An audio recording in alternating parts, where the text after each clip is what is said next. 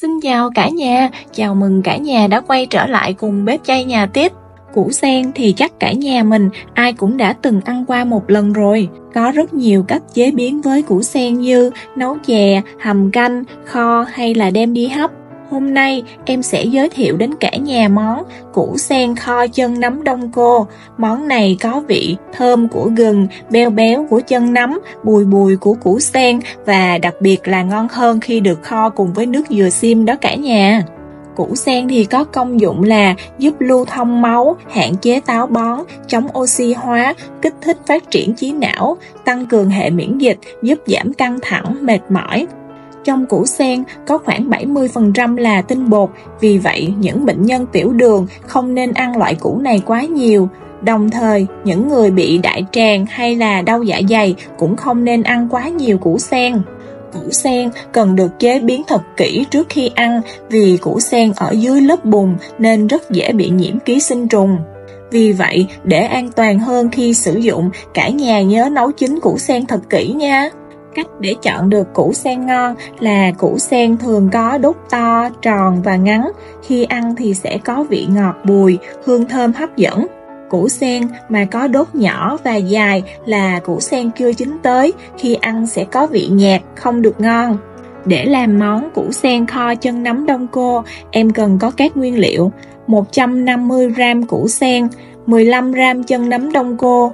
Nếu cả nhà mình không thích ăn chân nấm, cả nhà mình có thể thay bằng tay nấm đông cô nha. 15g gừng tươi, 250ml nước dừa xiêm. Em đem chân nấm ngâm 2 giờ cho nở mềm. Củ sen em thái lát dày khoảng 0,5cm. Cả nhà chuẩn bị một thau nước pha giấm hoặc là nước cốt chanh, cho củ sen vào ngâm 10 đến 15 phút. Điều này sẽ giúp cho củ sen của mình hết thâm và hết nhớt đó cả nhà. Gừng thì em đem đi gọt vỏ, sau đó em thái sợi. Củ sen sau khi ngâm được 15 phút, giờ em sẽ đi xả lại 3 lần nước nữa cho củ sen của mình thật sạch nha. Chân nấm sau khi ngâm được 2 giờ, bây giờ em sẽ cạo sơ phần chân nấm cho sạch những chỗ mà bị đen. Sau đó em sẽ làm 3, làm 4.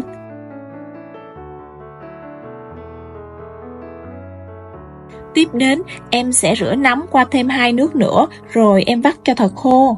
Sau khi đã vắt khô, em đem giã cho chân nấm của em tơi ra, để khi đem kho thì nấm sẽ được thấm gia vị và được đậm đà hơn đó cả nhà. Cả nhà nhớ là giã nhẹ tay thôi nha, vì đoạn này mình chỉ cần cho tơi thôi, mình giã mạnh tay quá thì chân nấm của mình nó sẽ dễ bị nát đó. Vì lúc nãy mình ngâm 2 tiếng cho nên là nấm của mình nó cũng đã khá là mềm rồi đó cả nhà. Bây giờ em gọt thêm vài lát gừng để em đi luộc chân nấm. Luộc như vậy thì sẽ giúp cho chân nấm của mình bớt mùi hắc và có mùi thơm hơn đó cả nhà. Em bắt nồi nước lên, em đợi cho nước sôi rồi em cho gừng vào. Sau đó em cho chân nấm vào, em luộc tầm 3 phút. Sau 3 phút, em vớt chân nấm ra rồi em xả lại với nước lạnh và vắt cho thật khô. Đây là chén chân nấm đông cô của em đã được vắt khô. Bây giờ em mời cả nhà cùng em đi kho củ sen nha. Em cho vào đây một ít dầu, tiếp đến em cho gừng vào, em xào cho thơm. Khi gừng của em đã dậy mùi thơm, bây giờ em sẽ tắt bếp. Em cho vào đây 1 muỗng canh bơ lạc. Bơ này là em dùng bơ Tường An đó cả nhà. Em thêm vào đây 1 muỗng canh nước tương. Em hòa tan hỗn hợp này trên lửa nhỏ. Hỗn hợp sau khi được hòa tan, em cho củ sen vào. Em rim củ sen trên lửa nhỏ trong 5 phút để củ sen của em được thấm đều gia vị.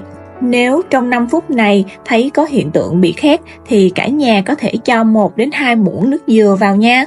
Sau 5 phút thì củ sen của em cũng đã thấm gia vị. Bây giờ em cho vào đây 250ml nước dừa xiêm đã chuẩn bị lúc ban đầu. Em đun hỗn hợp này trên lửa to. Đợi hỗn hợp sôi lên, em hạ xuống lửa nhỏ. Em cho vào đây chén chân nấm đã sơ chế lúc nãy.